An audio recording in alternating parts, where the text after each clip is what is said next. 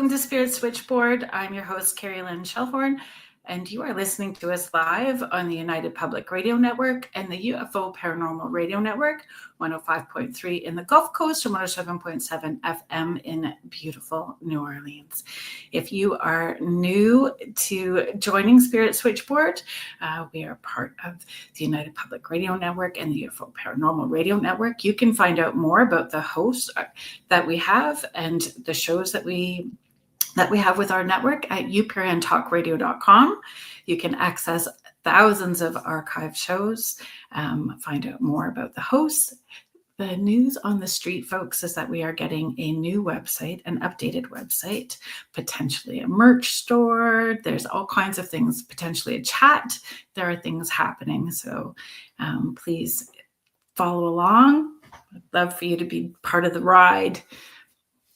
So I know that a few weeks ago I was up I'm here at the Allenford House. So it might be a little glitchy, but we're just going to see how it plays out. So if it does, just be patient, and I appreciate that patience. Hi, Heidi. Thank you so much for chiming in from Colorado. Colorado showing up in the house. Thank you so very much. Denise Smith, Carrie Fast, thank you so much. Kara Jade, the real Stephanie Malo, hello. It was great having you on the show. Stephanie is the author of Stopping to Smell the Flowers. So she has been on Spirit Switchboard a few times, and you can access that replay as well too. It's great to see you here.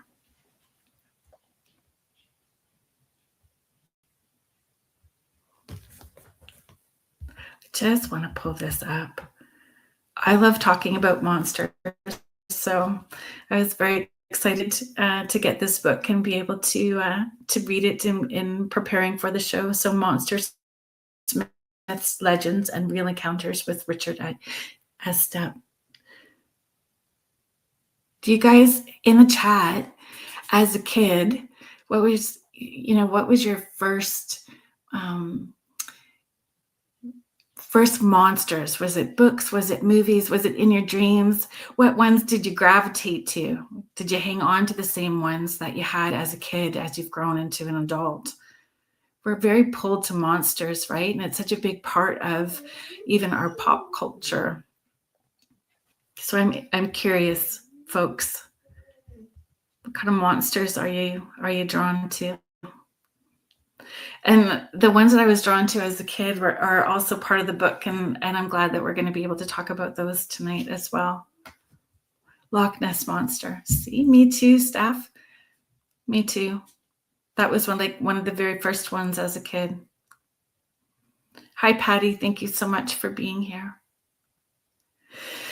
So our guest tonight, Richard Estep, has authored 30 books, many in the field of paranormal nonfiction, including Visible Inks, Dark Spirits. And tonight, the book that we are going to be discussing, Monsters, Myths, Legends, and Real Encounters. Also, Demons and Devils, Ghostly Encounters, Terrifying True Hauntings. Oh my gosh, I think we all know Richard. The Double Lives of Notorious Murderers. Estep is the regular columnist for Haunted Magazine and has also written for the Journal of Emergency Medical Services. He appears on TV shows, Haunted Case Files, Haunted Hospitals, Paranormal 911. Richard now makes his, folks, so we know, British by birth, right? Makes his home in Denver, Colorado, where he serves as a paramedic and lives with his wife in a menagerie of adopted animals, which we discussed prior. We may have the dogs from here, dogs from Richard's. We may have extra folks showing up during the podcast tonight, which I think we're all okay with. Thanks for being here, Richard. My pleasure. Thanks for the invitation.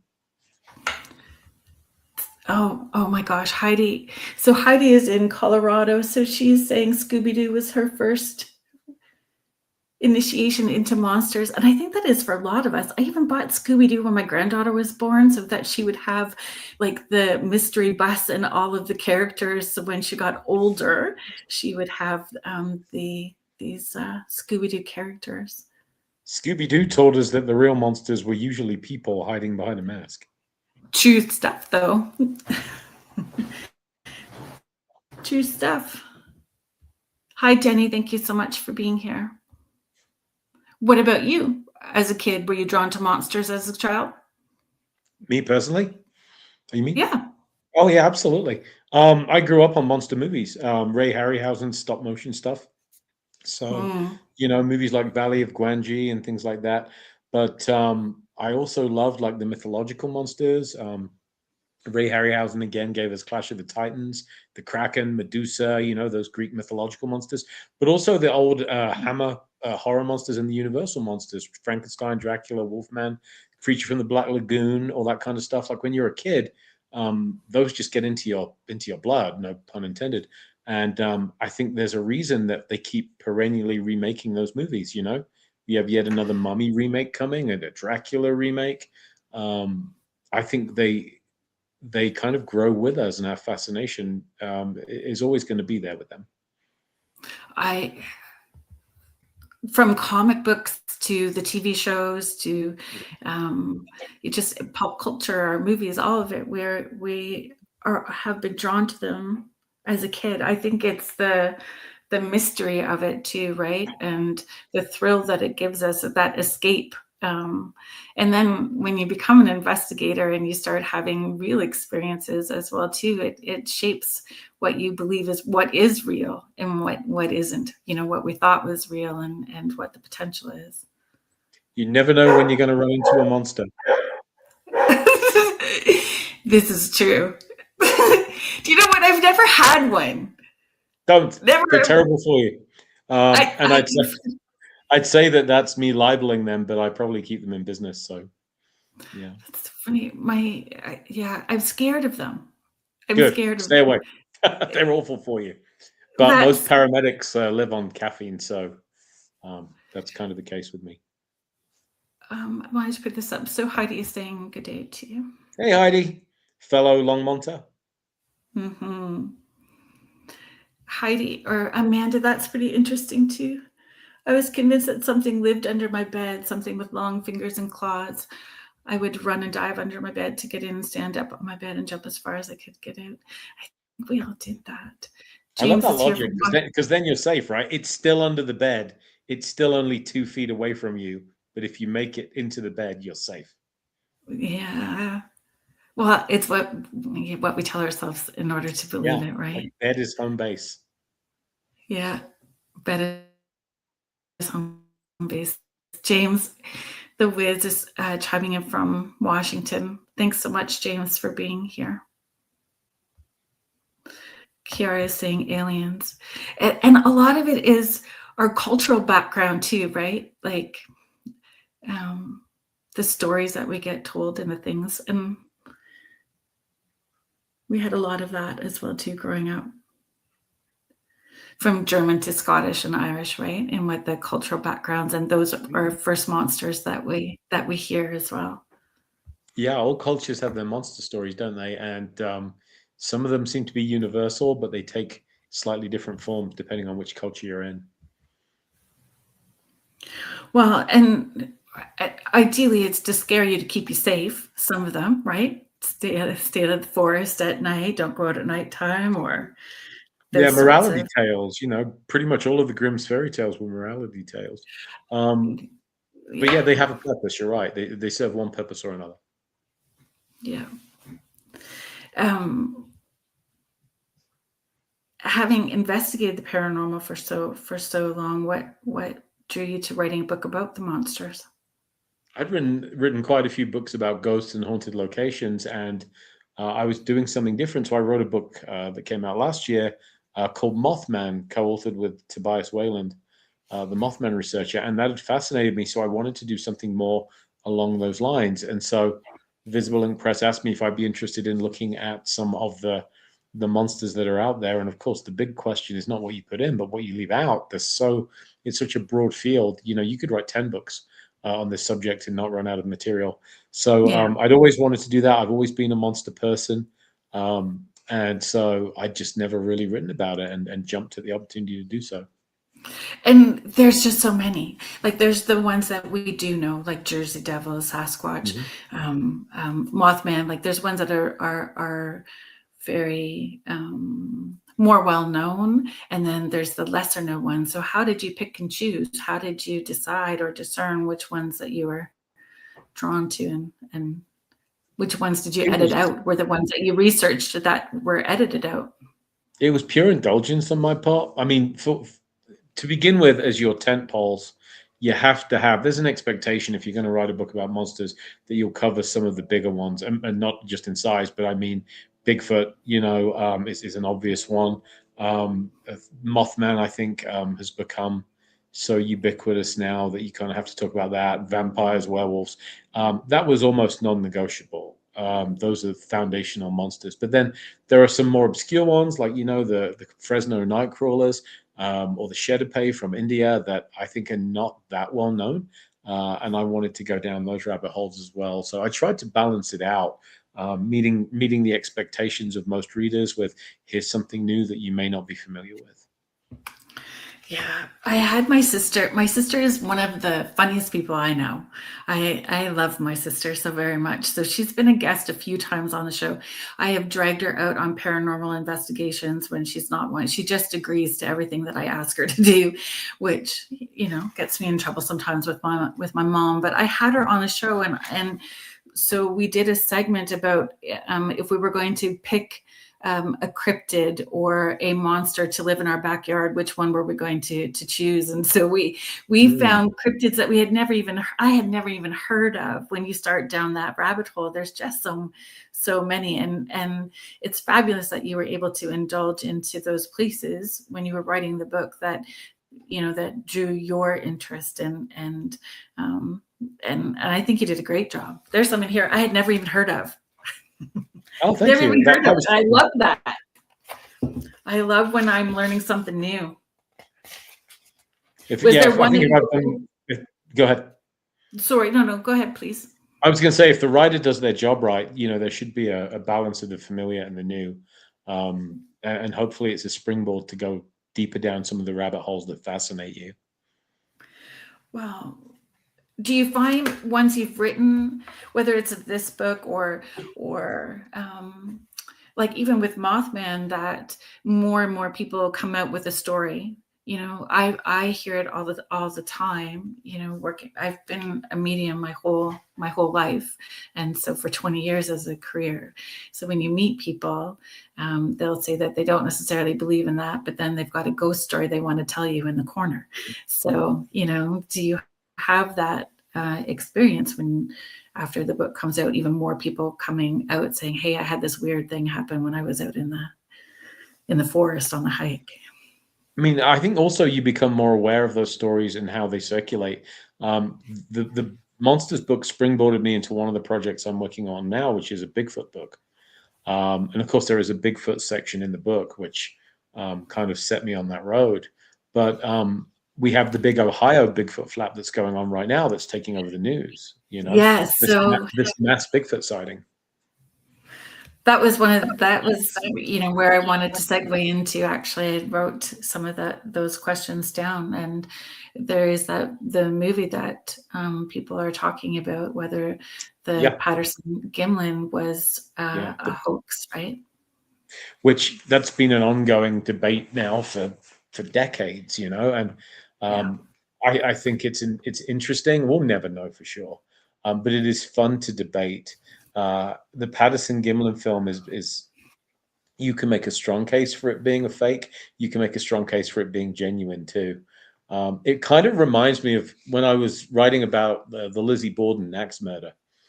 One of the smartest things that I saw written about it was a commentator that said, it's hard to see how anybody but Lizzie Borden could have committed the murders. And then his next sentence was, it's hard to see how Lizzie Borden could have committed the murders and got away with it. In other words, she's both the prime suspect and the only suspect, and you can make a strong case either way. You can play devil's advocate and either side of the argument. And I think the same is true with the Patterson Gimlin film. Wow. I believe it's the son of one of the makers, right, that has come forward, but That being said, it's been almost 60 years and no one has been able to recreate it. I Right? think that, yeah, nobody has recreated it to quite that degree. Yeah. And I think it remains fairly impressive. You also have to look at agendas. There are always agendas at work in any field, and cryptozoology is no exception. So as someone that investigates claims of, be it the paranormal, be it monsters, whatever it may be, I always look at who benefits from a story being true. So, in other words, the Patterson Gimlin film, there was a financial motive for releasing that. It did make money in various ways. And it seems like there is also a motivation now for this documentary that's coming out too. So, Mhm. um, I, I'm choosing my words carefully, but I'm always very skeptical whenever something like this comes up of what the motives are behind it. Well, and um, those who want to believe aren't going to be convinced otherwise, right? It's just, if you believe you believe. It doesn't matter if it is proven as a hoax. There are still going to be those who stay firm in their belief that Yeah. And if it is a hoax, it does not mean there's no such thing as Bigfoot. I mean, that's right. it's important to remember that too. If that film is successfully debunked, which again, I don't think it can be successfully debunked or be entered Yeah, into evidence, we'll never know. But it does not mean that Bigfoot isn't still out there. If you remove one piece of evidence, it doesn't mean you remove the entirety of the data set. that's right. Do you believe that Bigfoot uses infrasound? I'm still researching that. I just returned actually from a squatching expedition to Arizona on Sunday. So I'm looking at theories like that. I'm looking at the idea of cloaking. I'm looking at the more psychic / paranormal aspects of the phenomenon rather than the more physical aspects of it. So I'm reserving judgment until my research progresses a little further down the road on that. Okay, so then I'm gonna hit you up with that question later. Sure. I will By all hit you. means, In Search of Bigfoot is due to come out, I believe, next year, so we shall see. Okay. I know Lily Nova, she just came out with a new video, and she, feels that she is channeling and connecting in with them. And she just recently made a video about connecting and them feeling, or Sasquatch saying that we do have that DNA. And that was also, or part of that DNA. And through the mother's side, and Dr. Melba Ketchum had that research as well too. Is that something that you've looked into or will be looking into? That We'll see. Like possibility of humans being. I'm fortunate that I live in near Bailey, Colorado, which many people believe is the state's Bigfoot hotspot, and there are a number of mediums that think that there is a portal in the woods outside Bailey. So I'm looking at the connection between portals and Bigfoot, but also um, we have to bear in mind that there is a connection, or an apparent connection, between high strangeness in the form of poltergeist activity and UFOs, UAPs, Yeah. and things of that nature too with the Bigfoot phenomenon. These aren't the siloed, separate aspects of the paranormal that we used to think they were. So I'm trying to look at this from all facets. I love that. And as we should, like, sit on the fence and look at it from all the different perspectives, right? Yeah, I think that for many years, we treated UFOs, uh, Bigfoot, Sasquatch, other cryptids, and ghosts and hauntings as if they were entirely separate subjects, like they were Mm-hmm. rigidly different, and that there were concrete barriers between them. And it's not the case. It's simply laughable. I mean, you mentioned, we were talking earlier, and we talked about Belgrove Plantation in Virginia. Yeah. Um, Belgrove, I happen to know, having interviewed the lady that runs the place, has both light anomalies that may or may not be UFO related, has numerous Bigfoot sightings there, including what she thinks are a family of Bigfoots that throw stones at the house to get their attention, and is notoriously haunted as well. So I think there are these kind of window areas in the world where we see these phenomena converge. I've always believed you can't have one without the other. They all play a part somehow, or are all connected. I know a friend of mine, so Richie, he's got his YouTube channel and he does boots on the ground. So it's banter with Richie B. And on his property, he's been researching them, and it's amazing the things that they have been happening, the things that have been happening there. And I had said to him, well, you've got Bigfoot, so get ready. You know, the other stuff is going to happen too. And then it did. So you have the UAPs and the red lights and the forest and everything else. It just goes hand in hand. And I think for me, you know, having this ability, I said, I can't expect people to believe that this is my truth, and then I want to shut down somebody else's experience. I am open to whatever the experience is, and yeah, go from there, right? But definitely portals for sure too. I think so as well. It's been an interesting subject to research, and it's still ongoing. So has it opened, did you have a belief prior to research and discover something that changed your belief system so far? No, because I try and keep an open mind, and it's challenging sometimes, because some of the claims are so difficult to explain or to accept. And so you always have to place each monster story in its own cultural context.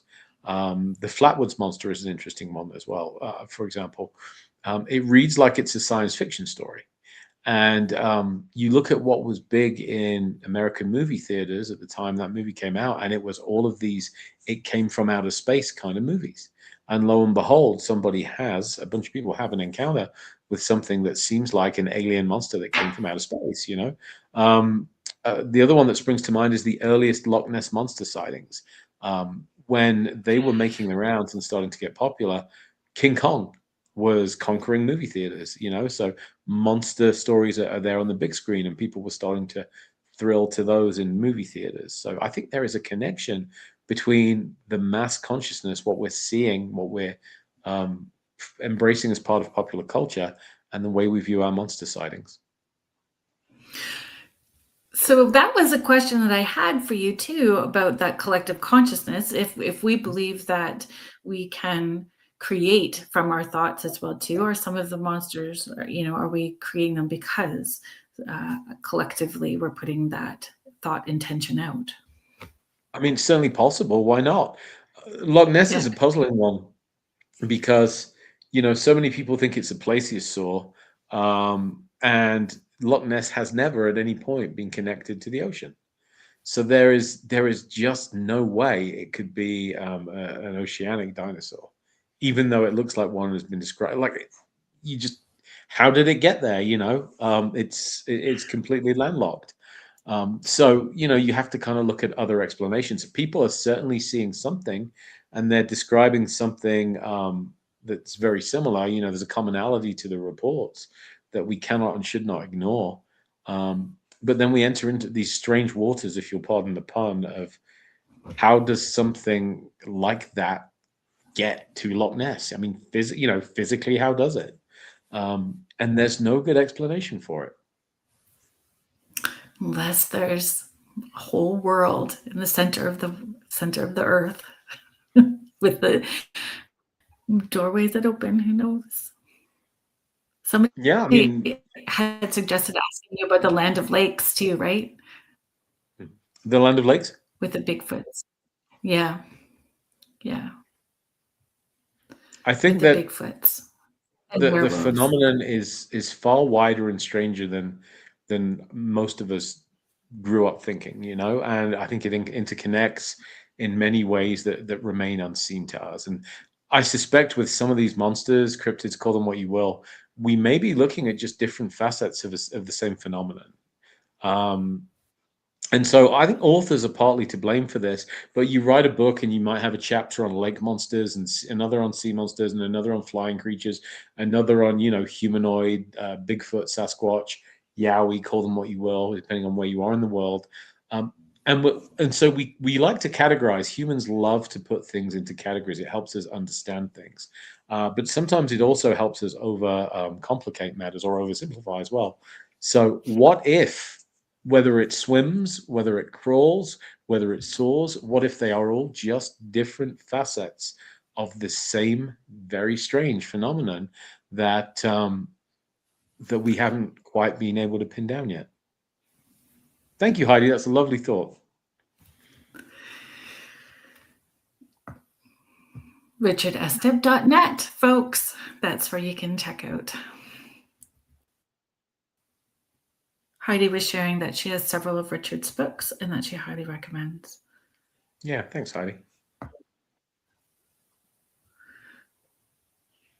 James is on a property where come to Washington State. Yeah, you seem to be in a very Bigfoot centric part of the country, James, and I think that's really cool. I may well get out there at some point. Certainly, it has a greater per capita number of Bigfoot sightings than many other states.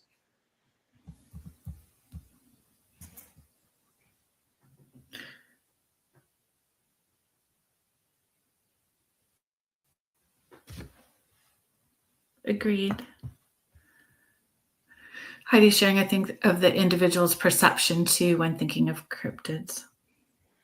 It's the observer effect, isn't it? I mean, you have to wonder why some people see these things and others don't. Is there a psychic component to it? Is it the fact that so many people are just so married to their phones these days that they're not paying attention, that they're not truly watching the skies, or that they're walking through the woods with earphones in and not being fully aware. So I do wonder how much of a role the observer plays in each cryptid sighting or encounter.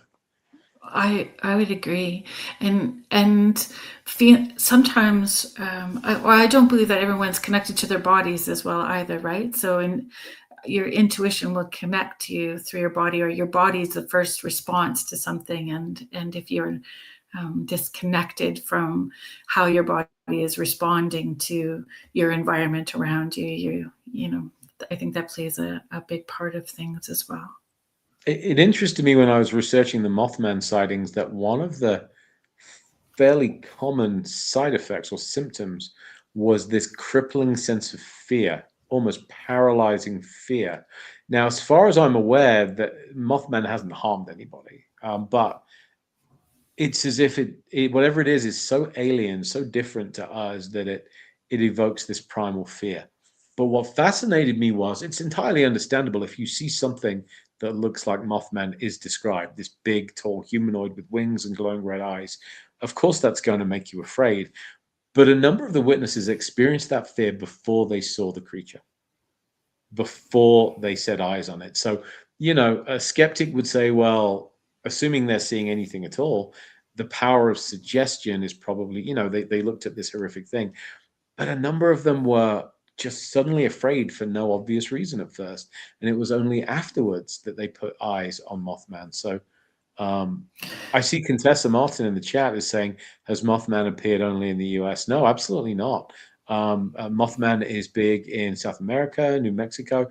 And I should say as well, Mothman is the term we've kind of settled on, but I think winged humanoids is a better phrase.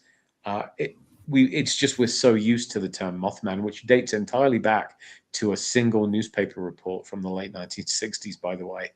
Mothman got its name, in fact, because one of the biggest shows on TV at that time was Batman with Adam West and Burt Ward.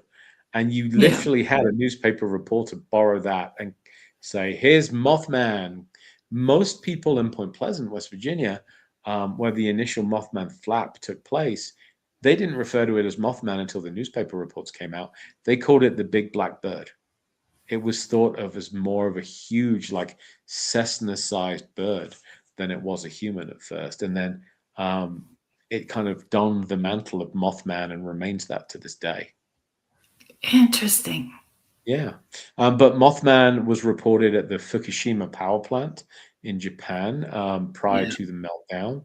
And there are anecdotal stories of the blackbird of Chernobyl, which some researchers have also tried to tie into the Mothman phenomenon. So that crippling fear, if we present it as a being, a real being, could it emit that high EMF? Could that high EMF happen before it physically is in the space? Because doesn't high EMF do the same thing? Like it creates, um, Yeah, fear cage, essentially. Yes. yeah, So the human nervous system is very responsive to very high levels of EMF. So that is a potential explanation. And it may just be that the body is reacting physiologically, not consciously, but at a physiologic level, to something that is just so different, so alien, so other, that when we investigate haunted houses, I know a number of investigators that say the human body is the best ghost detector. Never mind a Mhm. $300 piece of equipment gadget that you can buy.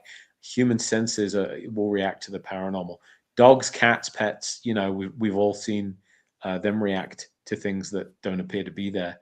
So I wonder if what's happening with that sense of fear is, there's just some energy field, whether it's EMF or something else, that the nervous system reacts to reflexively, with no input from the eyes or anything else. I just, I understand, and I'm hearing what you're saying. I think that for most people, that um, that would be the case. Do you Mm. find when we're in this all the time, there's very little like I don't get scared like that, or I don't get that deep sense um, of fear the same way because I'm just so immersed in it through work and um, doing those sorts of investigations, like when we're in it all the time. So I don't know. I guess it's yeah. It's just saying the heebie-jeebie feeling. Yeah, I mean, I think it's a little bit beyond that. It is a crippling, debilitating, like roots you to the spot, can't move a muscle, almost paralyzing fear. Paralyzing fear. So, I mean, the key thing with overcoming fear is that fear can be consciously overcome with training and with expertise and experience to a degree. Anybody that has ever been in combat, anybody that has ever been in a life-threatening situation and had to perform as part of their job will tell you that it can be trained. But what the Mothman experiences seem to be encountering is something different, something that you can't simply push through and you can't simply override. Beyond the heebie-jeebies, it almost seems to be as if there is a physical effect that is inflicted upon them as part of these encounters. And there are no records I could find, no interview witnesses I interviewed that actually came to harm because of this. That's important to note. So as Mhm. terrified as they were all okay at the end of it, but it often took them hours to subside, for that feeling to subside. Hmm. Oh, Sherry Madigan, thank you so much for being here. Hello Love and to you welcome. too. One of the things, if we're talking about Mothman, so it's the same with the Jersey Devil. One of the questions I Mhm. have for you is that what does that legend? Because even for both of them, what does that legend reveal? Um, uh, to like they have built their identity around that legend, right? Like it is. So, could you speak to that? A To little to bit. this to Well, just the how they build those communities, build their identity through those fear totally. stories. Yeah. Yeah, absolutely. There are some places that they not only are okay with their local monster, but they embrace it. I mean, this happens on a state level. So Wisconsin has an official state monster, the Hodag, which I think is very, very cool. And if you go to Wisconsin, you see sports teams and schools named the Hodag, named after it. Um, Towns like Van Meter, Iowa. I don't know if you've heard of the Van Meter visitor or Yeah. the Van Meter monster, but this is a creature that came to town in 1903, I believe it was, and described as kind of like a pterodactyl, a cross between a humanoid and a pterodactyl that shot this beam of energy like a laser beam out of a horn in its forehead. And this is the American Midwest in 1903. So what was the reaction? The entire town shot this thing. And it was either bulletproof or they were incredibly bad shots because the visitor terrorized the town night after night after night until finally the people of Van Meter ended up boarding it up in a mine. And supposedly it remains there to this day. I've been to Van Meter, and every year they have a Van Meter Visitor Festival based entirely around this monster. It's what their town is known for. It's what put Van Meter on the map and keeps it there. Point Pleasant, West Virginia, without Mothman, I hate to say this, and with the greatest of respect to the town and its people, but nobody would go there if it weren't for Mothman. Nobody just stops in Point Pleasant, West Virginia because they go because of the Mothman stories, the big statue of Mothman that is in the town square. They go to walk in the footsteps of this legendary cryptid or monster, and it's become such a piece of their identity, as you said, Carolyn, sorry, that without it, what are they? And so there are many places I think that do this. Loch Ness and that whole region in Scotland, same deal. Yeah. So I'm not saying it's a bad thing at all, but many. No. Go ahead. No, I don't feel it's a bad thing. Bad thing either, but it certainly gets created, and then not even created necessarily by the people within the town, but the people that flock to it. Yep, and there's this kind of collective belief, this collective focus, this collective infusion of energy when you go to places like that. Yeah.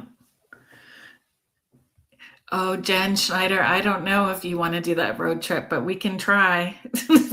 There's all kinds of road trips that we can take to different places like that.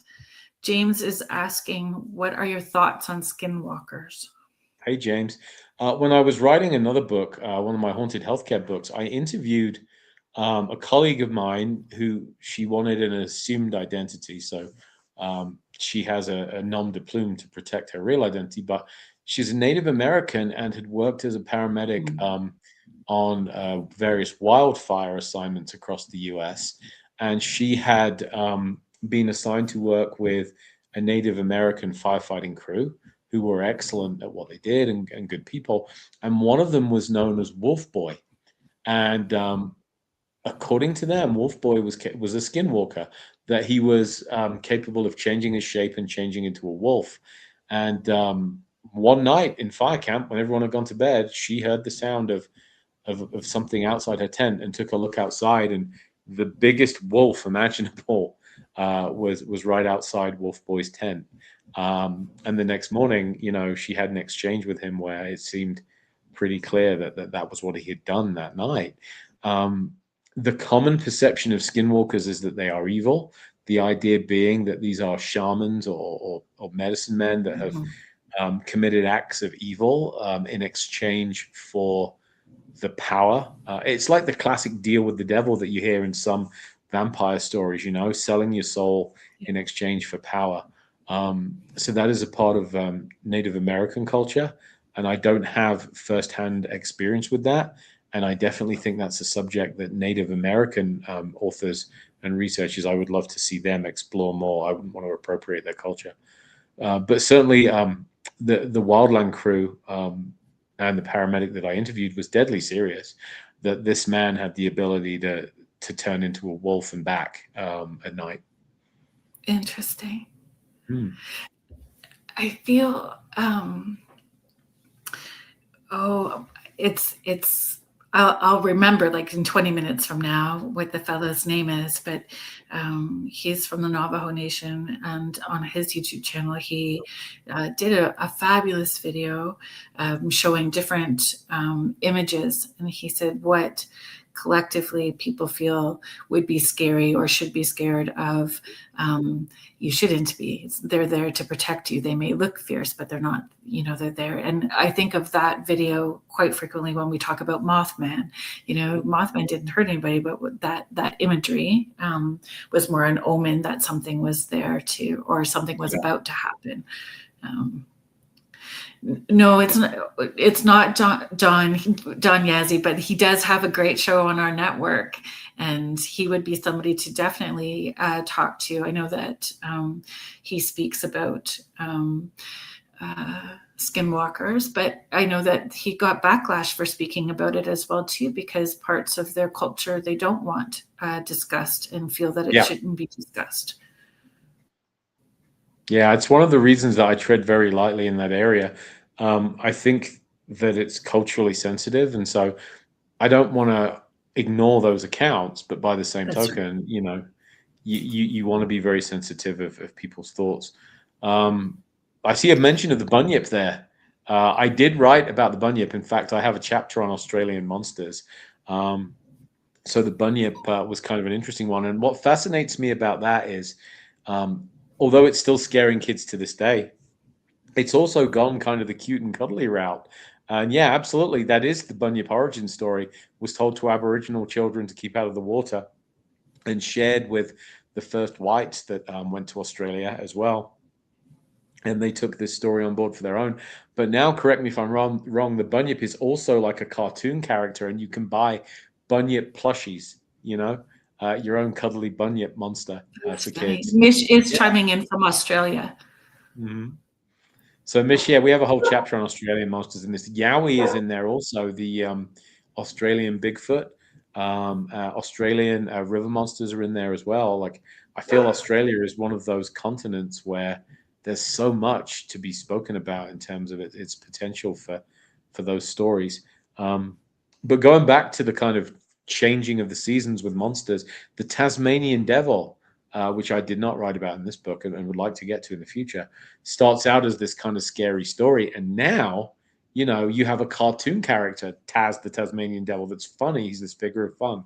So as we evolve and grow as a people and as a culture, monsters can kind of change form to keep pace with us. Well, you know?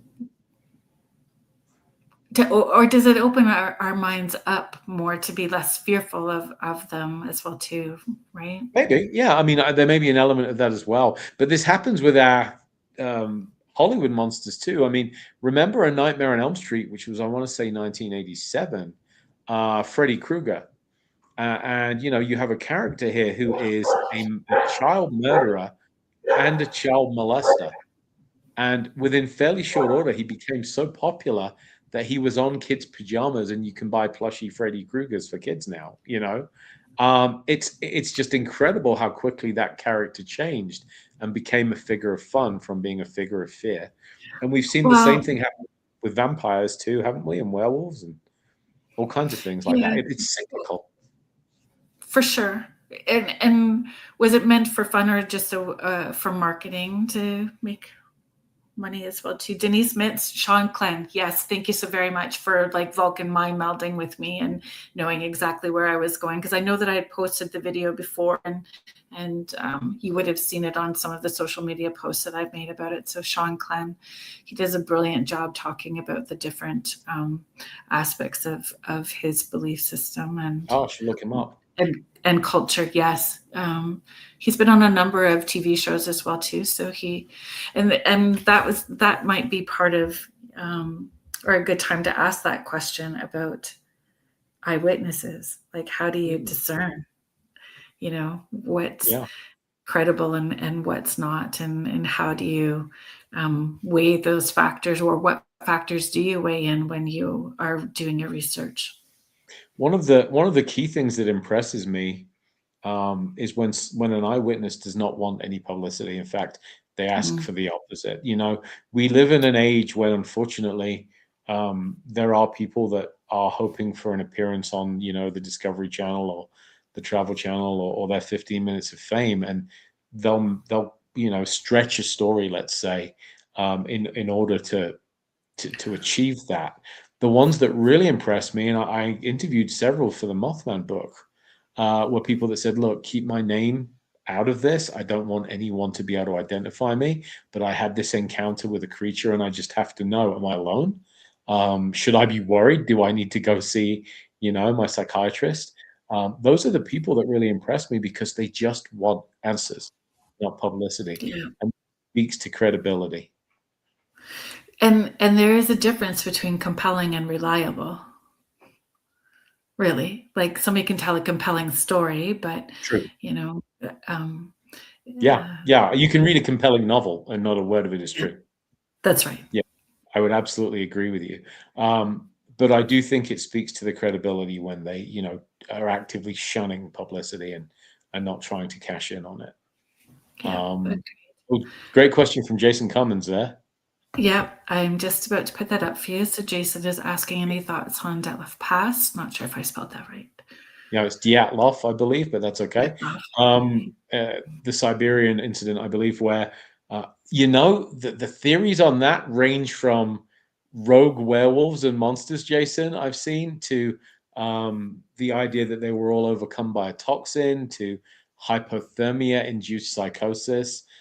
It's one that you could spend a week debating, and I am still not sure what happened at Dyatlov Pass. I think it's going to be one of those great mysteries that is forever discussed and debated and never solved. What do you think? Drop a note in the chat and let us know. Yeah, exactly. And I like not knowing everything. I like not having the answer. I like just having the conversation about it and the what ifs, and then a new piece of information may be found, so it initiates a whole other conversation and we get to bring it in again. Yeah, I mean, with your Scottish background, Carolyn, I'm sure you're familiar with Billy Connolly, the great Scots comedian. Yeah. Yes. And he does a piece where I saw him interviewed, and he mentioned something about the Loch Ness Monster. And he said, of course there's a Loch Ness Monster, because can you imagine how much more boring the world would be if we knew for sure that there wasn't? The uncertainty of it, the idea that there just might be one, adds a little bit of color and brightness to the world. And so I think we all kind of collectively give certain things a pass, the Loch Ness Monster and Bigfoot and things like that. We all just kind of agree that, yeah, this could be a thing. And if it isn't, I don't know that I want to know for sure that it isn't. That's how I feel too. Hillbilly Herb, Dyatlov Pass, alien space robot jellyfish. Hey, it's a hypothesis, right? There are so many out there. Yeah. Yep.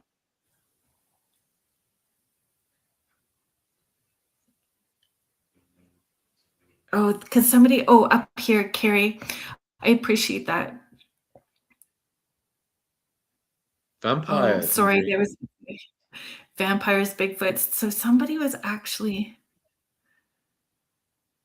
there was another, do people interact in dreams with Bigfoot? So the recent video, for sure they do. There are people that do. And Lily Nova just posted a video. It wasn't necessarily during dream, but it was during meditation. Oh, Brian Baker, thank you so much for showing up. Love it. So Brian Baker was just recently on the show as well too. So he's saying, I'd like to book Richard on the cage. Yeah, I remember hearing it, and it was up for sale in 2024. Was it ever sold? Yeah, Brian, it was sold to some content creators.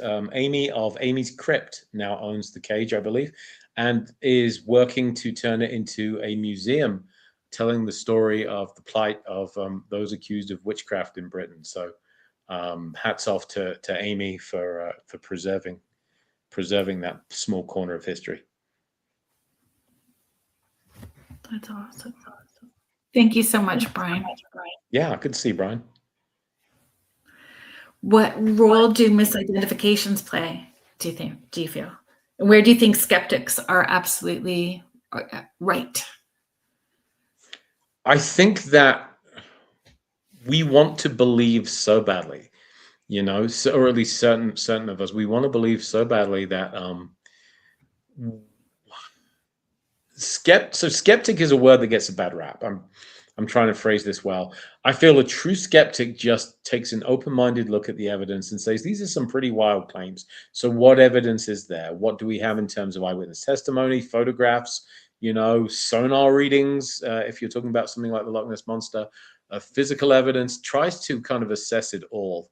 Whereas there's a difference between skeptic and denier. And I think the terms are That's wrongly right. used interchangeably, you know?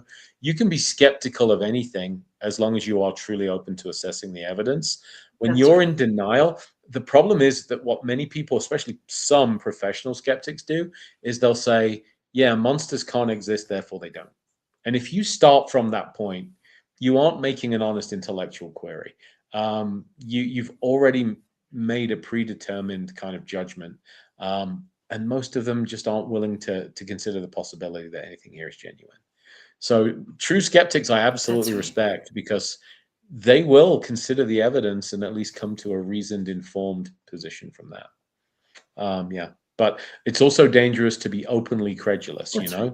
know, you have to strike a balance between the two and ask the hard questions. I mean, to me, one of the hardest questions is where are the physical bodies? You know, one of the reasons I'm so fascinated by the psychic aspects of the Bigfoot phenomenon is if this simply were a humanoid walking around out there in the woods, living in clans or tribes or families, whatever it may be, we would have a body by now.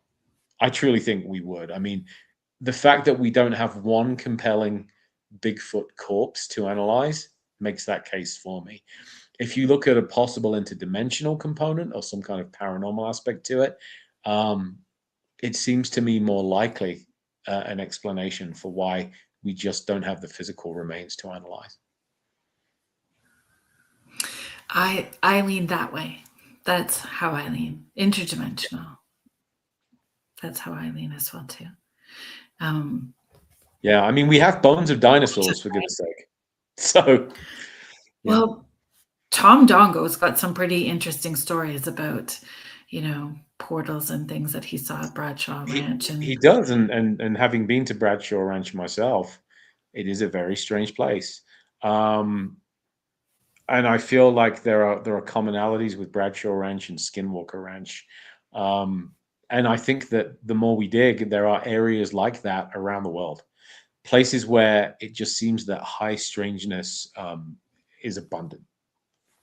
yeah, I agree. All over. I love that they've taken from Skinwalker Ranch. They've branched out to find those places that have the same sort of experiences as well. And it's all of it again, from cryptids to alien to the paranormal. Like it's all connected and happening in those places, just with a little more intensity and frequency in some, right? Yes, I believe that is the case. Do you find though that more people, or is there the potential, the more people who are waking up and waking up maybe is the wrong term, but awakening to those concepts and ideas and tapping in, less people sleepwalking through that, that we will have more, like Ohio will have more sightings, we'll have more interactions? I think yes, but it's a double-edged sword because on the one hand, we have more people that are genuinely taking an interest in this and taking it seriously. But on the other hand, we have more snake oil salesmen that are trying to sell them Oh a bill yeah, of goods for likes, clicks and yeah. things of that nature. So we have to be cautious every bit as much as we have to be open-minded. Um, well, it's discernment. People using discernment and being able to take things apart, right? Mish, you really make me laugh. So maybe Bigfoots don't corpse, um, especially with AI and the way that those videos that come out now, where Well, everybody's second guessing: is this real or is this yeah. not real? But going back to Loch Ness, the surgeon's photograph, the classic picture. I'm sure everyone knows it, but just as a bit of a reminder, the one that looks like Nessie's head and neck coming out of the water, that was on the cover of so many books when I was a boy. It was probably the single Loch Ness photograph that fascinated me the most, and we believed it was genuine for years, not least because it was submitted by a decorated British Army surgeon. Was revealed to be a hoax, that it was a toy submarine and a sculpted neck. So sometimes even, the supposedly unimpeachable sources are fakes. And I feel that we live in a Right. time of misinformation, right? Where aliens could literally land on the White House lawn and you could show that in 4K high definition, and at least half the country wouldn't believe it because it's too impressive. It looks too good. We've Yeah. transitioned from a time when all of the photographs and videos were too blurry and grainy. Hey, I've got this great UFO video, and it's shaky cam and a light in the sky. Yeah. And now an alien battleship in full high def, and you can see every bolt and rivet, and it looks too good. So with video evidence, we can't win. I agree. And I think my first experience with that too, I do know that photo that you're talking about, but Sir Arthur Conan Doyle and the Cottingley Ferry. Yeah, equally great example. And the great trap with Conan Doyle was he wanted to believe. And the irony that the father of Sherlock Holmes, the fictional detective that was all about evidence, evidence, evidence, what does the evidence say, was fooled by two girls because he so desperately wanted to believe. And you get into Houdini and Conan Doyle and their feud over spiritualism. Houdini took it pained him, but he kind of outed Conan Doyle's wife as being a fraudulent medium, or at least in Houdini's view, and Conan Doyle never forgave him for it. They both wanted to believe, but on opposite sides of the fence. I love talking about Houdini and spiritualism. Love talking about that's covered in my next book in September. That's coming out, The United States of Ghosts. So we should do a return interview for that. I'd love to get to Contessa's question though, real quick. Yes. So Contessa, and there's the pups. I hear monsters. They are monsters. I hear they are Bernese, so they are big. So Contessa Martins is asking, have any cryptids ever been caught? There have been no cryptids ever caught, to my knowledge, that have been reliably proven to be something. I talk a little bit about chupacabras. I have a section on that in the book. And it seems like the majority of chupacabras, when they're caught, turn out to be something like a coyote with mange. There has been no cryptid identified of which I'm aware that has been laboratory tested and found to be genuinely anomalous.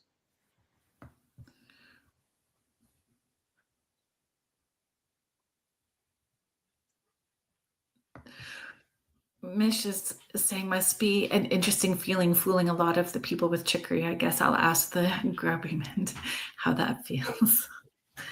There's that too. We live in a time when manipulation happens on a grand scale, doesn't it? And it's not restricted to governments. We see it with big tech. We see it with content creators. I see it whenever I log onto social media, and a YouTuber is telling me about their night in the portal to Hell house, and it's a house that I've slept in soundly many times. So that happens all the time. That happens all the time. So again, does it come back to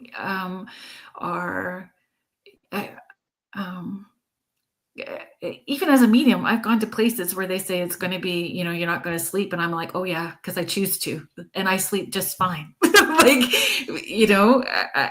not having that experience. So are we creating it as well too? Is it our intention? Is it the energy that we are putting out? Or is it simply that some people are trying to get famous and make money by having us believe something that is grossly exaggerated? There are naming no names, but there are major network TV shows that have made a fortune on selling people a demonic narrative that does not stand up to the slightest scrutiny. I wrote an entire book, In Search of Demons, 80,000 words. And I am open to the concept of demons existing. I really am. But I do think if they are real, then you're probably not going to find someone one of them in a basement in Indiana. I'm sure they're out there fomenting trouble in many creative ways rather than waiting for a YouTuber to come in and terrify them. Agree. Jason is asking, is the Tasmanian tiger considered a cryptid, or is it just a quote unquote normal creature? Hi, Jason. I'm not very familiar with the Tasmanian tiger, so I'm going to do that rarest of things when it comes down to a so-called expert interview, and I'm going to say I don't have enough information to answer that intelligently. And so do we get to have add that into another book? another chapter. Maybe. I would love to do another monster book. Currently, I'm working on In Search of Bigfoot, which has been an absolute delight to do and has taken me to some very strange and out of the way places. So I might well end up, doing something like that. I'll make a note of it, Jason, and add it to my future hit list. The Bigfoot Discovery Museum, is it still open? I thought the one in Bailey, in Fulton, California. Oh, I haven't been to Fulton. The Bigfoot Outpost in Bailey, Colorado, their museum is pretty superb. Sasquatch Outpost. I didn't get as far as Fulton yet, but again, that book is still ongoing. I'm actually heading east from Colorado next month to look into some Midwest claims of Bigfoot. So, yeah. You really need to connect with Richie. So Richie Brolt, I'll send it. I will send it to you in an email, and that'd be great. Yeah, it's pretty amazing things that he's had happening. Okay. Out of yeah. Hi, Cindy Waghorn. Thank you so much for being here. So Mish is sharing again from that perspective. Australian Tasmanian tiger was real but wiped out from humans. Thank you, Misha. Yeah, again, it's a gap in my knowledge, so I always love hearing about those because it gives me some new rabbit hole, or in this case, tiger hole, to go down in my free time. Have you found common traits, like when you were doing research, like in the different culture backgrounds, or what areas, or even time of day, landscape, like were there commonalities to some of the stories? Not so much that. In fact, the opposite. One thing that I found fascinating was I looked at werewolves, and the classic story of the werewolf under the light of the full moon.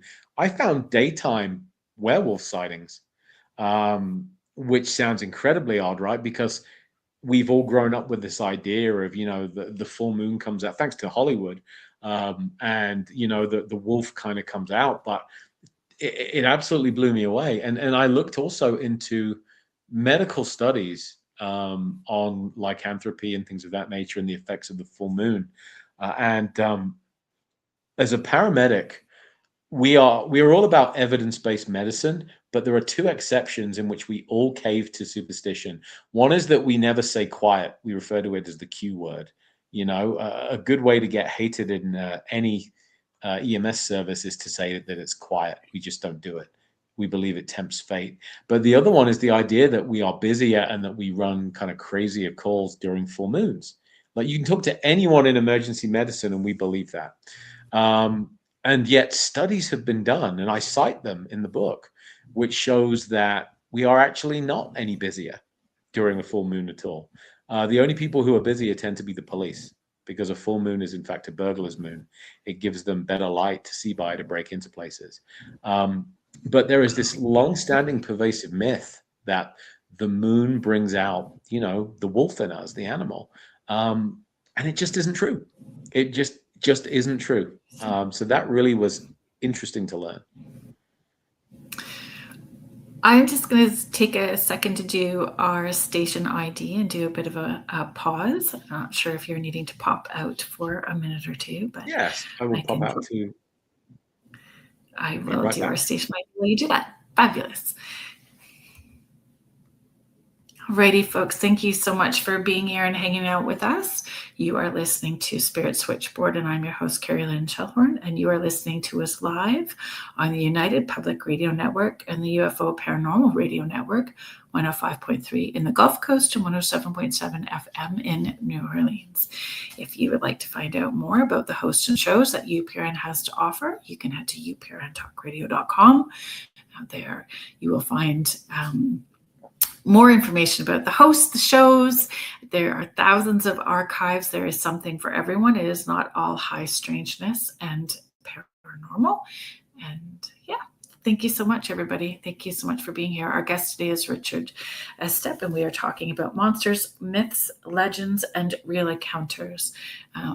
His book that just recently came out. It came out March 10th, or was released March 10th. So you can find that anywhere that you purchase your favorite books. I had a question, folks, for you guys in the chat. Thanks so much for hanging out with us today. Okay. So I know that I asked about like the monsters that you were connected with as a kid, and are you still connected with them now? So Sasquatch has always been something that I was interested in, even as a kid, and still am.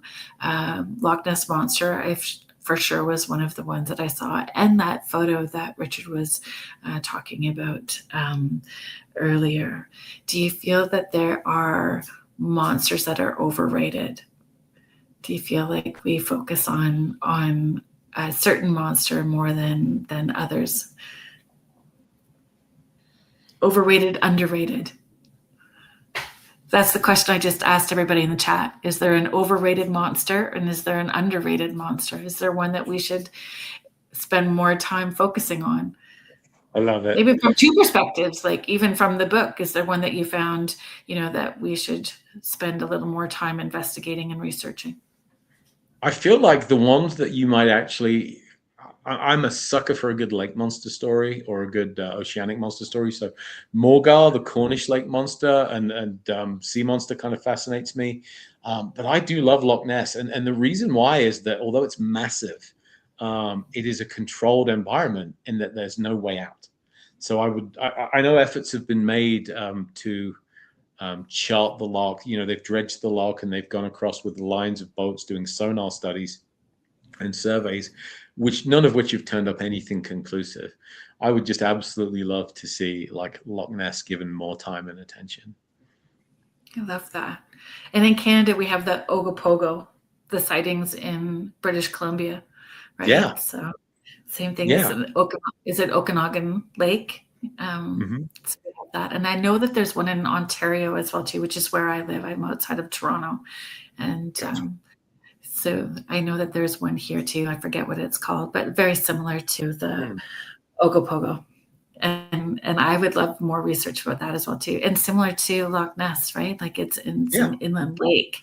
It's not ocean, not salt water. How does that? Yeah, the Cornish ones in Britain, the Morgar sightings, Falmouth Bay it's a bay, right? It leads into the ocean, so it makes sense, that you might see something there. But yeah, it's fascinating. There's a whole psychic component I write to about Loch Ness as well, where there was a psychic medium that attempted to conjure up lake monsters during a national experiment that was done a few decades ago. And that led to one of the most famous and controversial color photographs of what was supposedly Nessie. So, yeah, lake monsters are the one for me. Interesting. Okay, so Stephanie, thank you so much for chiming in. Loch Ness, so people are agreeing, right? Heidi, you are so fabulous. All monsters matter. That is a very woke answer. Thank you so much. Love Bigfoot more now. That's awesome. So Stephanie dumped Nessie in favor of Bigfoot. That's really, really sad for Nessie. Poor Nessie. I paid Sasquatch little attention as a kid, but my curiosity is definitely tweaked on that now. Brian, I love this. Kelpies. I like that choice. So sticking with the aquatic theme, Brian, I like it. Yeah, exactly. Hillbilly Herb, fairies. I give the fae way more. Yeah. Go to Ireland and they would absolutely agree with you. I mean, the Irish take their, and I say this with complete respect, the Irish take their fae very seriously indeed. Well, and we should. It's not something that is to be crossed or made light of over there. Yeah. Brian, thank you. Manipogo, Champ, Metro Maggie. See, I didn't know about Metro Maggie. Lake Champlain, yeah. Yeah. And Lake Superior. Lake Superior is its own anomaly in itself. So the Machu Picchu, the water panther.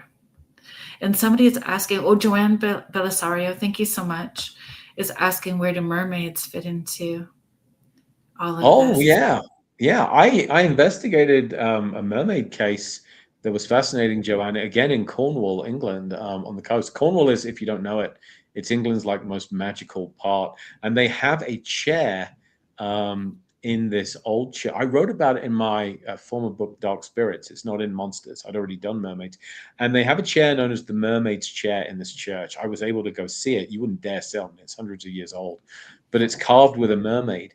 And the story is that a mermaid came into the bay and was kind of sunning herself on a rock one day, and heard a young man singing in the church choir, who had such a beautiful voice that she was enraptured by this young man. And they became paramours. They became lovers. And they were last seen swimming out to the ocean together. He was never seen again. He swam off with this mermaid. And a lot of the stories out of legend, like you look at the ancient Greek myths, the sirens, and Odysseus, of course, having himself famously tied to the mast so he could hear the siren song. And they would beguile mariners, to crash onto the rocks. And it was a warning. Well, this is kind of the opposite. The Cornish version, the Cornish mermaid story, was the mermaid was beguiled by the voice of a normal human, of a man, a male, young male. And that kind of fascinated me, that it was a role reversal, but the mermaid's chair is still there to this day. And they still tell that story in Cornwall. It's hundreds of years old. And to walk into that church and then down to the bay, it does kind of make you wonder. So mermaids, mermen, merpeople, it's fascinating stories. Sasha Graham was on a couple of weeks ago. She just has a new tarot deck that will be coming out in September, and it's Vampire's Tale. So it's focused on vampires. And Really? in her deck, she has a vampire mermaid, which I thought was rather fascinating, because at the time, my granddaughter had just finished, doing this coloring book, and it was with mermaids, but every mermaid she turned into a vampire. So everyone, she drew little fang teeth on these mermaids, and at the same time I had Sasha Graham. So how often do those hybrid cryptids happen? Oh, look at the chair. So that is the mermaid's chair. I'm sorry for the low-tech version of showing it to you, but the cushion obviously is very new, but the carving is ancient. And that is the mermaid's chair in Cornwall, from the Cornish coast. That's brilliant. Yeah, it is an artifact. You don't get to sit in it, of course. Nobody should. But the Cornish people are absolute believers in water monsters. That's at Zenor near St. Ives in Cornwall. So, very much mer people part of the culture there. Hillbilly Herb, I'm so grateful that you're here and contributing to the conversation. The Lake Ontario monster. Some great stuff here. By the Seneca name. Thank you so much. Is there a monster on the moon as well? I'm seeing from Miss Shelley. Here's what I've always wondered. If you believe in werewolves, obviously a werewolf, in the light of the full moon, what happens if you make one an astronaut and send it to the moon? If the moon is always full, is it a werewolf all the time then? If you send it to the dark side of the moon, is it still a werewolf?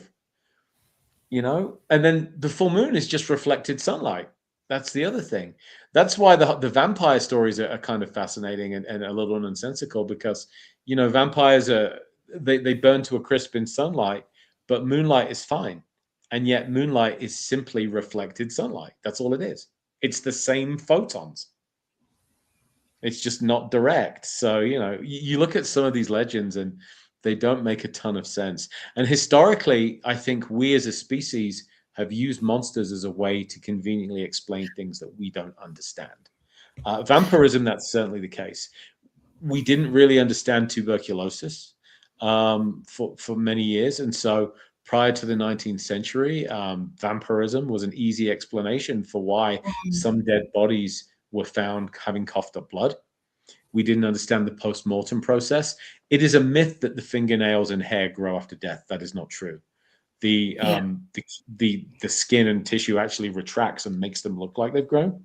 And so people still used to think oh, they're alive, they're growing, their hair is growing, their fingernails are growing. No, they're not. But vampires were a great explanation for those things that medical science did not understand at the time. Thank you for sharing that. Contessa is saying, I grew up being told that mer people weren't very pretty and had sharp teeth. Only when I was older did I hear about the beautiful mermaids. I've always been Yeah. fascinated by the more, Scary mermaids, kind of, mer yeah, people. all of it. Mhm. More than the pretty. Like to me, Well, yeah, and actually, you look at mythology, and that's far more common. The kind of mermaids that you get, the Disneyfication of it. I mean, and I'm not using that as a derogatory term necessarily, but you say mermaid, almost everybody today would think of Ariel, the mermaid from The Little Mermaid, right? Go back before that, and mer people in folklore could also be quite terrifying, something to stay away from. And again, I mentioned the legend of Odysseus and the sirens, and of course, then we get into lost tales of Atlantis and things like that. what moves something from intriguing to persuasive for you? What kind of? You mean like in terms of the likelihood of it being real? Mhm. When there is something more than an eyewitness account. So if you speak to any detective, they will tell you that the worst kind of evidence, the least reliable evidence, is eyewitness. Time after time, it has been proven that we do not see what we think we see, and we do not remember what we think we remember. And yet, juries Yeah. love eyewitness testimony. People have been sent to the electric chair time and time again on eyewitness testimony. So I'm looking for something beyond just the stories. As much as I'm in love with the stories, because at heart, I'm still that 5-year-old kid that grew up loving ghost and monster stories. But when we start Yeah. talking about something being a little bit more believable, there has to be something beyond an eyewitness account. Leave aside the fact that some people lie. We are too easily fooled. So there has to be multiple vectors in order for it to be more potential for me. If we were doing a paranormal investigation, you would have various pieces of equipment, right? And hopefully, if you are catching evidence that it is, 3 photos in succession with different cameras and having those different types of equipment, all receiving pieces of something at the same time, like one Mhm. supporting the other. So if you Yeah, were looking at multifactorial. yeah, exactly. And so if you start looking at Sasquatch or cryptids or these folklore stories, what kind of equipment or what would you use or how would you approach it if you were investigating it? Well, we went into the wilderness outside Bailey for one of the Bigfoot investigations, and one of the things I deployed was a REM pod. And I'm a big believer in shielding a REM pod from stray RF signals. But out there are no RF transmitters. There's just nothing. You can't even get a cell phone signal out there. So it was kind of fascinating to me that we had what seemed to be interactive REM pod activity going on in the wilds of the Colorado wilderness. So that was kind of fascinating to me. When I wrote the Mothman book, we attempted EVP sessions in the TNT area, the silos where the first Oh, wow. Mothman encounters took place. And I Yeah. would love to tell you that we got some results, but we did not. So, you throw, I think, multiple different techniques and tools from your equipment bag into the investigation. And like anything, if a tool works, keep using it. And if it doesn't, try something different. Yes, be open-minded to try something different. Yeah. And not always the most expensive things either, because old school things are You mentioned Sir Arthur Conan Doyle earlier, and Cottonley fairies aside, and his belief in spiritualism, I know was a point of contention, but he was a very insightful man. And you look at the first to use the term, ghost hunters, if you will. Sir Oliver Lodge, Sir William Crook, Sir Arthur Conan Doyle. These were some great minds. And as they investigated claims of apparitions, of the living and the dead, haunted houses, things of that matter. They didn't have the gadgets. They didn't have K2 meters and tri-field meter. They had the Mark 1 eyeball.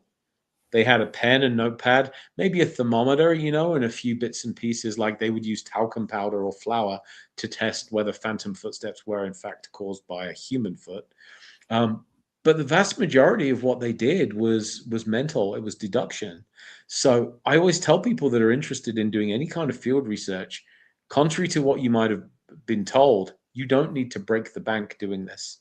Your money is far better spent getting a base education on principles of investigation than it is on a $400 gadget that lights up necessarily when the wind changes direction. That's not to say equipment doesn't have its place, don't get me wrong, but I'm saying that I think part of this, and I blame television for it, part of what's considered investigation now is a bunch of people sitting in the dark watching a box waiting for it to light up. Agreed. I agree. Heidi's I had that same book, Belly. Oh, great question, Heidi. So Heidi is asking, Richard, have you looked into the vampire, or have you been to the cemetery on Baseline and Public Road 111? Yeah, the Lafayette, Colorado vampire. I wrote about this in Dark Spirits. This is the story of a man who everybody believed he was a vampire. What he was a miner. I mean, someone who worked in mines. He was foreign, I believe Romanian, but certainly from that part of Eastern Europe. So locals he had this reputation because he was so pale, from being underground all the time and got no sunlight. He was ostracized from his community because he got the reputation for being a vampire. And to this day, his grave is known as the vampire's grave. It's very, very sad. I don't think there was anything remotely vampiric about him at all. I did not know this, and that's fascinating. No, I wasn't familiar with that. Yeah, Hillbilly Herb is sharing really interesting Mothman sightings in Hamilton, Ontario, before and during the plastics plant fire. It saved some folks' lives by making them late. Yeah, I wasn't aware of that. That's very interesting.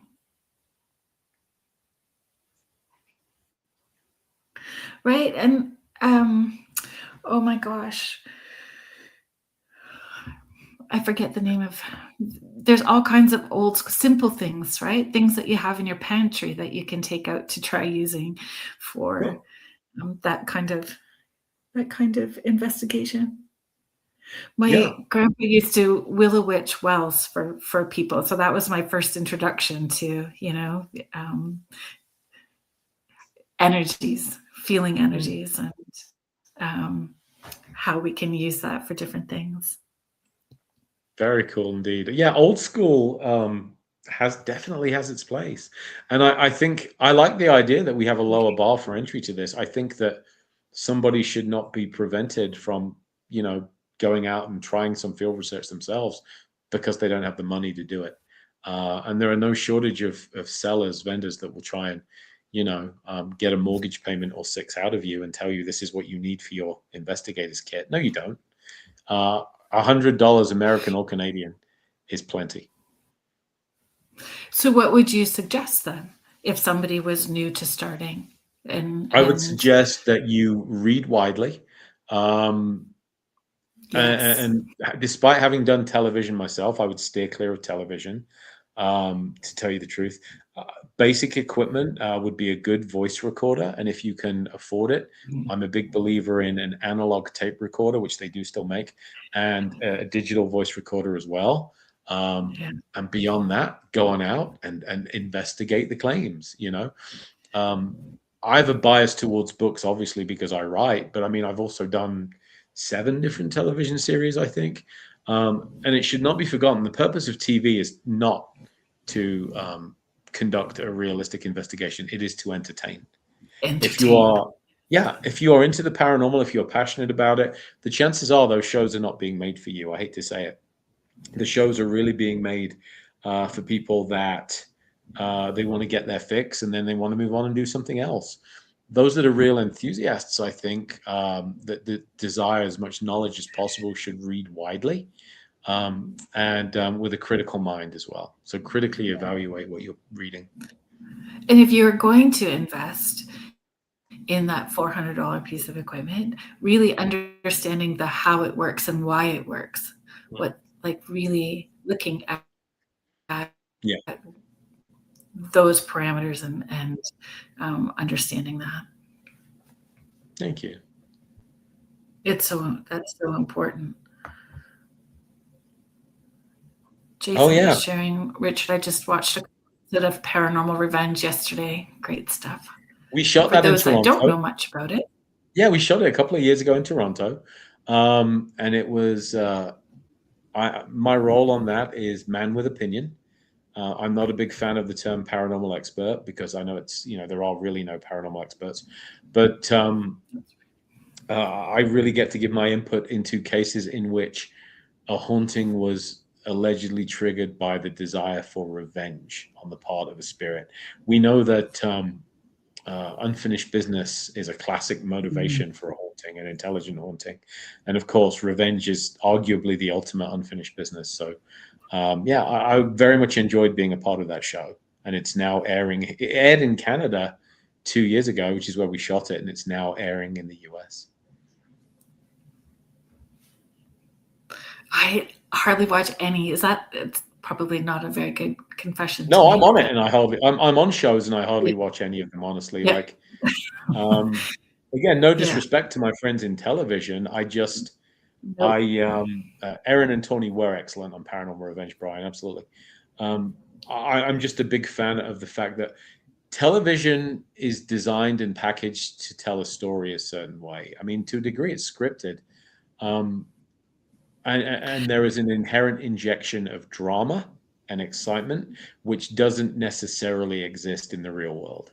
So when I write a book, I can tell you in a paragraph that an entire night passed without anything happening.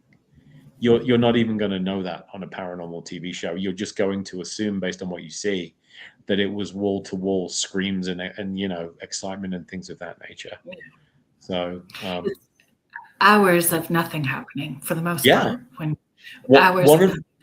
One of the crossovers with my profession as paramedic and the paranormal field is you spend 90% of the time bored waiting for the 10% that is heart pounding to happen. Yeah. Yeah. And of course, that does not make for good television. You watch a TV series like The Pit, which is excellent, by the way. I don't know if you've seen it, a medical drama, but they compress about a year's worth of incidents into a 15-episode season.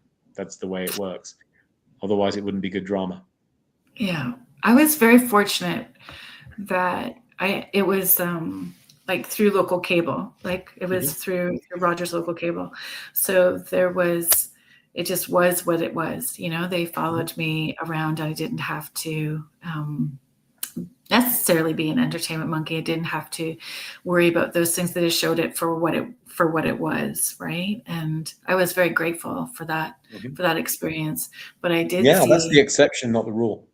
Yeah, it really, I agree. And so the way that social media has shifted and changed and all the different streaming platforms, you really don't need to be on that TV show anymore. People are becoming so well known and having those viral videos off of TikTok. People are getting more millions of views with cats doing silly things, than they are. Yeah, agreed. But the unfortunate downside, we all know that social media short form video content is rotting our attention span. Exactly. And I also think if you're going to be successful, and I should say air quotes successful, a lot of the time there are some creators out there that are ethical and are doing this the right way, but the majority of them, it's a race to the bottom. Nothing boils my blood more than a thumbnail that looks like this. The fake scared face. And I'm not going to name names. It's so many people, but they're making it as deliberately like a horror movie as they can, and they forget that so many of these hauntings are based on the tragedies and lives of real human beings. Who still have family living. Right. Look at Amityville. You know, the real horror in Amityville was that a family was wiped out in cold blood while they slept of one of their own. There are 50-something Amityville movies out there right now. And it is just a race to the bottom in terms of trash, and it's all built on the graves of this innocent family. So, you know, I think we are setting ourselves up for failure in the social media space, because in order to get maximum views, you have to invent, exaggerate, and in many cases outright lie. Otherwise, the creator next door, your competition, that can do it scarier, you know. Remember the early days of paranormal television? There were no demons at all. And then it was suddenly discovered that demons sell. There are very few, right? Paranormal State, I think, was Paranormal State. That was exactly where I was going to go to. yeah, but there was a huge bias there, because it was essentially, you know, following the Warrens methodology. But you look at shows like Ghost Hunters or Most Haunted in the UK, they weren't running into demons every week. And then it suddenly became apparent that demons were scary and a ratings hit. And all of a sudden, almost every show was doing a demonic case of the week, you know, and Yeah. I think it cheapens what we actually do. Agreed. Mish, I saw I think it was Mish, you put the, about Oak Island. Yeah, sounds like Oak Island, hours of nothing, I mean years. So, okay, and yes, Hillbilly Herb. I love Oak Island. I love it. That is one. Yeah, I love it. I love the hope of it. I love their camaraderie. I just, you know what, whether they find something or not, but I love the history. So, but that's the key, right? I think you hit the nail on the head, though. You get invested in them, not the finding. Yes, if you watched Oak Island right. for what they found, there's just no way, right? But you get investigated. Right. Is it the Laguna Brothers? Is it? I forget their names. That's right. Yeah, I love their passion. I love what they're doing. The same is true with Secret of Skinwalker Ranch. Like, you know, it's the mystery, and it's always just tantalizingly one step ahead and out of sight. And we keep coming back, and that's absolutely okay. I've always found they're that emotionally invested. You do. They are, and then we become emotionally invested along with them. Mm-hmm. And also, I think that the promise of that mystery is almost greater than you could ever deliver. You know what I mean? I feel like the fewer answers you get, the more we crave those answers. And so the more we keep coming back. And I think that's the paranormal in a nutshell as well. I mean, the old joke is that, hey, we'll all find out if there's life after death one day, right? That's right. You know, so I know a number of skeptics that are like, just wait, you'll know one day, sooner or later. But we still crave the mystery. We want answers to that mystery. And I think shows like Oak Island and Skinwalker Ranch thrive on that. That's right. Mm. Yes, Blind Frog Ranch too. It's got its What is it about ranches? Yeah. Wow. It's all the underground tunnels too. Maybe. There's the things we bury, right? The things that we bury that come to the surface. Oh my gosh, you guys are all in this chat. You've got it blowing up so fast I can't keep up. Yes, Templars and Vikings, all of that stuff. Templars draws everyone in. Those stories. Oh, Mish, I live on acreage and see nothing in Australia. There was okay, we have to be mindful of our time here. So for someone that's brand new to all of this sort of topic, is, you know, which creature in the book would make the best gateway for a deeper dive for them, do you feel, in your opinion? Well, it would be a literal deeper dive if you went with the Loch Ness Monster. Yes. But I think now is the time of Bigfoot, Sasquatch, right? That's the one that, like, still is. It's a talking point right now with what's going on in Ohio with the Patterson-Gimlin film, and it's also research that a lot of people can do, because many states have their Bigfoot or Sasquatch equivalent stories. So squatching is a thing that is pretty accessible to most people, as long as you go about it intelligently, you know, and you're going out into the woods and you take the appropriate precautions. I would go with that. Bigfoot Sasquatch. Yeah, I love it. It has been a passion from the time that I was so young, you know, like Mhm. now I have my oldest son is 32 and he still talks about how much I have talked about Sasquatch from the time that he was little. I appreciate you know spending the evening with me tonight and sharing all of this with us. Of course. Jason is asking, do you think there will ever be a piece of equipment invented that will be able to prove 100% that ghosts exist? I don't know, Jason, because I'm not 100% convinced that ghosts do exist, which for someone who spent 30 years looking for them might sound kind of strange and maybe even hypocritical. But um, I think that we need to do a better job first of defining what ghosts actually are. We use ghost as an umbrella term or haunting as Mhm. an umbrella term, I think, for what probably is several different facets of the phenomenon, you know? I think phantasms of the living are going to be different than intelligent haunts, are going to be different than residual phenomena, and so on and so forth. But um, is there going to be one piece of equipment that proves all that? No, I don't think so. I think if I anything does, equipment might contribute to it, but I think it's going to be some of the studies into consciousness. I think without yes. better understanding human consciousness, we Yeah. can't begin to get a handle on the ghost subject. Yeah. And then if you yeah, even talking about quantum Bigfoot, right? Mhm. Yeah, Yeah. it is those Yeah. conversations Yeah, and exactly. If you exponential. haven't had Joshua Cutchin on the show, I would recommend it. I have. Oh, there you go. I enjoy I enjoy those conversations with him for sure. Yeah. Yeah. Love it. Oh, thanks so much, Grant. Grant is part of the Ontario Paranormal Society here Hey, in Grant. Ontario. He's been on the show a few times as well too. Open-minded skeptic. Good. I'm a big fan of open-minded skeptics. I try to be one. Me too. Me too. Even at you know that some of the events that I do, a lot of times the ladies will drag their partners along, and I Yeah, you see the ask, are body you language, right?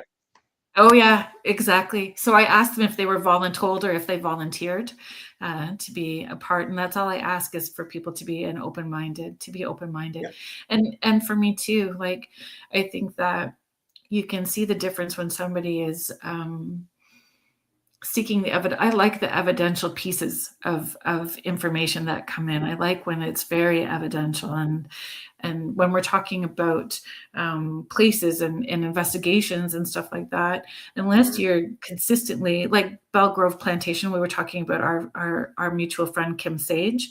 Mhm. Unless you have the access to that same place and can recreate those Yeah. you know experiments over and over again, I don't think that we can ever 100% say for sure about those places what it is. Um, I don't know. Maybe we won't even know when we pass, depending on what our belief system is, too, right? Yeah. If Those, there's nothing, you wouldn't know that there was nothing because you wouldn't be there to know that there was nothing. that's right. And I've seen those people who believe that they were going to get stuck be those people who are like those revenge paranormal ghosts. That they believe they were going to get stuck. They did get stuck, and the havoc that they created. So there's so Yeah. much. Yeah, Grant was on haunted hospitals too. Yeah, that must have been season 3, right, Grant? We shot that in the midst of COVID, and I was very busy paramedicing through that whole year, so the whole year is kind of a blur. But I remember I shot my portion of that in a hotel suite in Denver, and they had the director like remoting in from Toronto, I think it was. So very, very strange experience indeed. Yeah, I wish we could have filmed together. That would have been good. When this book, so Monsters, Myths, Legends, Real Encounters, folks, it was March 10th. It was released, correct? Yep, came out March 10th. Yeah, Available now. yeah, March 10th.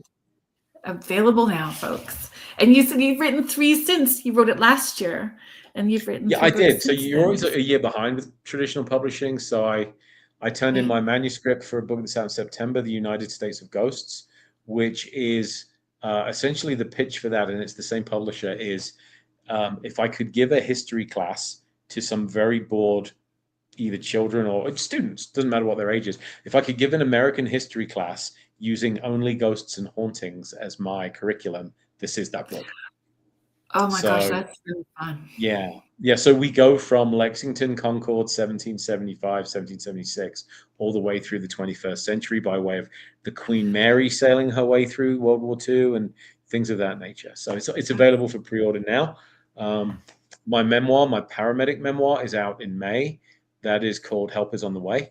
Only one chapter on ghosts there because I couldn't quite leave ghosts out of even a medical book. And I'm just finishing a book about a haunted funeral home in Kansas, about sleeper mortuary in Kansas called Wakening the Sleeper. That should be out Oh, in April, hopefully. I think, do they have a social media page? I think I know. Yeah, I think I've heard of that. Yeah, sleeper mortuary. It's an interesting location for Yeah, I sure. started following them because they do lives from their They basement. do. Yeah, and their cameras are accessible too. Yeah, it's Yeah, super their cameras are fascinating. accessible. Yeah, I love that. That was something too with Skinwalker Ranch. So my mom who is in her early 70s, is fascinated with all of it. So I signed her up so that she can be a part of like their boots on the ground. So she can log in the middle of the night when she's not sleeping and watch the security cameras over the mesa and log in when she sees something cool. weird. It's super cool. My mom loves it. I was out there last year. I never got further than the gate, but I was out there for Phenomenon where I was speaking there, and I'm back this year. But out at the gate, a wolf. The only time in my life a wolf approached my pickup truck, came right up to my pickup truck, and wandered on by. It was the strangest thing. Yeah, just seemed completely disinterested and tame, and then just disappeared into the night. I have it on video. Wild. Well, thank you so much. Thank you so much for being here and all that you do to contribute to stimulating these conversations to go a little deeper and think outside of the box and have different perspectives. I appreciate all of that. Thank you, everybody in the chat. Thank you so much for hanging out with us. All the questions and comments, you are all appreciated. Great questions. Very insightful questions. Thank you all. Yeah, thank you so very much. Thank you to the United Public Radio Network and the UFO Paranormal Radio Network, 105.3 in the Gulf Coast and 107.7 FM in New Orleans. And thank you, Michelle DeRoche, if you are still listening. I appreciate you problem solving with me prior to the show, and to Joe Montaldo, our network owner. Thank you so much, everyone. I hope you all have a great weekend, and we'll see you here next Friday at 6:10. Good night, everyone. Good night.